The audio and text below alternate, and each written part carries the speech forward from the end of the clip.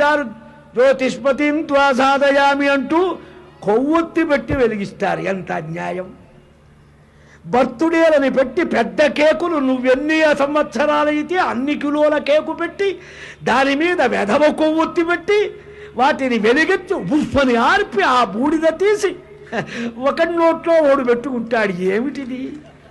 ఎంత విచిత్రమైన విపరీత వికార అట్టహాసం!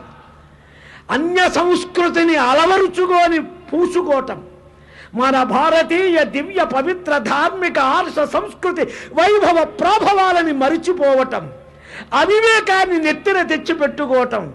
పుట్టినరోజు నాడు చక్కగా గోవు ఘృతంతోనో తైలంతోటో ఒత్తివేసి చక్కగా ముత్తైదుల కృష్ణలీలలో రాముడి విజయాలు చెప్పి చక్కగా హారతులు ఇచ్చి మాడును అద్ది హారతి ముఖానికి అద్ది ఆశీర్వదించడం పుట్టినరోజా? కొవ్వొత్తి వెలిగొచ్చి బూడిద చెయ్యటం ఇదెక్కడ కర్మ? 50 ఏళ్ళు బతికేవాడు 30 ఏళ్ళ కృష్ణార్పణం కావటమా?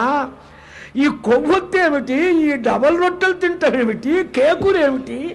చక్కగా చలివిడి తినరాదా? స్వీటు పెట్టుకోరాదా? గులాబ్ జామ్ పెట్టరాదా? మనకు హీనమైన నీచమైన అన్య అనుకరణ చాలా పెద్దదండి. మనల్ని నిజంగా పాడు చేసింది పాశ్చాత్యుడు. రాజ్యం ఏమి కాదు, మన బుద్ధిని దోచుకొని మనల్ని దొంగతనం చేసి పాడు హిస్టరీలు రాసి సంస్కృతినంతా ఆర్య ద్రావిడ అని డివైడింగ్ పాలసీ ఒకటి మన నెత్తిన పెట్టి ఇక్కడ ఆర్యుడు లేడు ద్రావిడుడు లేడు, అంతా భారతీయుడు. ఇది పురాణ ఆర్ష వాంగ్మయంలో చక్కగా పురాణాలన్నీ చూసి చెప్పిన మాట ఇది. ఇందులో ఎట్టి సందేహం మీకు అక్కరలే.